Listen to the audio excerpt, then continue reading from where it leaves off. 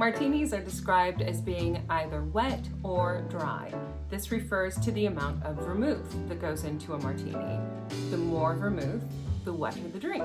Of course, there's been much debate about this over the years, and everyone seems to have their preferred method for martini making. The amount of vermouth that goes into a martini is not the only aspect of martini making that is generally up for debate. Do you shake a martini? Do you stir a martini? Do you garnish with lemon? Do you garnish with olives? I could go on. But today we are going to make a classic gin martini stirred with lemon. We'll start with a cocktail shaker full of ice. Then we'll add 60 ml of gin. We have over 100 craft gins on our online shop that would work beautifully in a classic martini.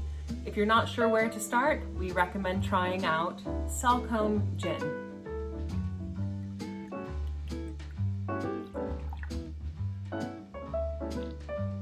Today we're using Londinio dry vermouth.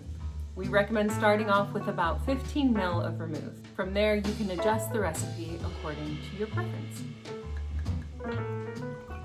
Then we'll give it a stir for approximately 30 seconds. 28, 29, 30. Then we'll strain it into our chilled martini glass. Now for our garnish. We'll twist our lemon peel directly over our cocktail so that all of the oils go directly into the glass.